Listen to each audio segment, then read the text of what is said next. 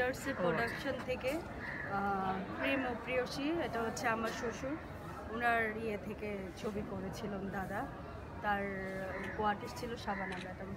ধন্যবাদ। আসলে সবারই মরতে হবে, আমরা যে যেখান থেকে পারি দাদার জন্য দোয়া করি, এটাই, আর বলার কিছু নেই। উনি তো পরে নাম চেঞ্জ করছে, এটা আসলে যার যার ব্যক্তিগত ব্যাপার, নাম চেঞ্জ করুক আর যাই করুক, সে তো মানুষ, সে মানুষ না, অবশ্যই মানুষ।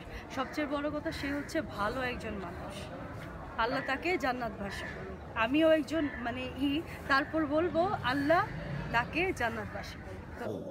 তো চলে যাচ্ছে সবাই, ইনশাল্লাহ যাবে, আল্লাহ নিয়ে যাচ্ছে, এবং আমাদের একটাই কাজ এখন আল্লাহর কাছে দোয়া করব, আল্লাহ যেন ওনাকে বেছে নসিব করুক, ওনার কবরটাকে যেন ফুলের বাগান দিয়ে। ওনার সাথে কাজের কোনো স্মৃতি আছে? কাজের অনেক স্মৃতি, যেটা মনে পড়তেছে আমার কাজের তো অনেক স্মৃতি, ছোটোবেলা থেকেও স্মৃতি, বড় হওয়ার পরও স্মৃতি। উনি ভালো উপদেশ দিতেন, ভালো সাজেশন দিতেন, কীভাবে চলচ্চিত্রে টিকে থাকা যায়, কীভাবে থাকবো, কীভাবে আমরা সুন্দরভাবে চলাফেরা করবো চলচ্চিত্রে, সে সুন্দরভাবে উপদেশ দিতেন উনি সবসময়, অলওয়েজ। উনি সন্তান বলতেছিল যে উনি বেঁচে থাকতে ওইভাবে চলচ্চিত্রের লোক খুব একটা ফোন করে খবর টবর নেয় নাই। এই যে আপনারাও তো এখন সিনিয়র হয়ে যাচ্ছেন, আর কিছুদিন পরে আপনাদের মানুষ যেহেতু মরণশীল, এই কালচারটাকে একটু আমাদের মধ্যে গড়ে ওঠা উচিত না? হ্যাঁ, উচিত তো অবশ্যই। আমাদের সমিতিতে ওনাকে প্রতিনিয়ত খবরাখবর মোটামুটিভাবে বেশি নিচ্ছে, আর আমিও এবং আমার বন্ধুকে নিয়ে সেদিনও গেলাম ওনার বাসায় আর কি, ইশারার মাধ্যমে কথা হতো আর কি। এমন শুটিংয়ের কোনো স্মৃতি মনে পড়তেছে যেটা খুব বলার মতো? শুটিংয়ে তো সবসময় স্মৃতি মনে পড়ে, শিল্পী বলতে তো স্মৃতি। তো উনি যখন নাকি আমার সঙ্গে যখন বড় হওয়ার পর অভিনয় করতেন, তো তখনই কিন্তু একটা শিল্পীর কীভাবে সঙ্গে বলতে হয় উনি দেখিয়ে দিতেন। এটাকে আমি আবার বলতাম এটা হতো কি না, এভাবে উনি খুব সহযোগিতা করতেন। উনি প্রত্যেকটা শিল্পীকে সহযোগিতা করতেন সব বিষয়ে। Thank you. ধন্যবাদ ভাই, একটু যদি আপনার সাথে কাজের অভিজ্ঞতা যদি একটু বলতেন। কবির দা, আপনারা জানেন যে উনি হাসান ইমাম, তার আরেকটি নাম হাসান ইমাম, অনেকে বিভ্রান্ত হচ্ছে। তো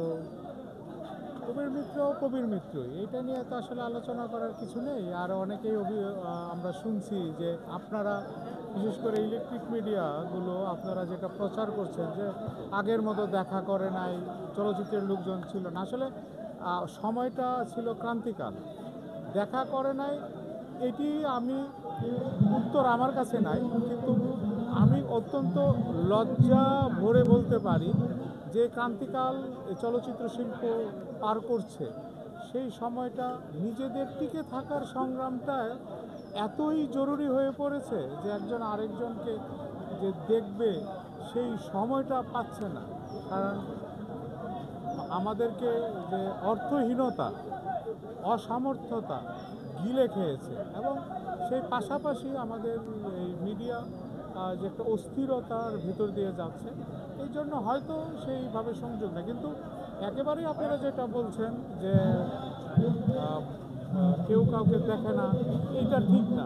আমরা সবাইকে দেখা হয়েছে, হয়তো যোগাযোগটা কাজ করাকালীন সময় যেহেতু দ্রুত কাছাকাছি সময় ছিল, একটু দূরত্ব হয়েছে। তো কবিরদা একজন কম বাজেটের নবাব সিরাজউদ্দৌলা করেও শুধু অভিনয় গুণে প্রমাণ করে গেছেন যে অভিনেতা যদি অভিনয় গুণ থাকে তাহলে যে কোনো বাজেটে একটি চলচ্চিত্র তার মূল বক্তব্য সাধারণের কাছে বা দর্শকের কাছে পৌঁছাতে পারে। নবাব সিরাজউদ্দৌলা তেমন একটি ছবি, তার অনেক কীর্তিমান ছবি আছে যেগুলি আমাদেরকে ভাবায়।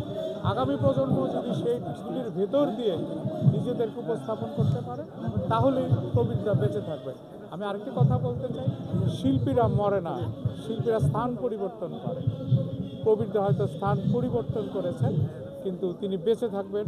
বাংলা সিনেমা যতদিন থাকবে ততদিন মানুষের হৃদয়ে তিনি বেঁচে থাকবেন।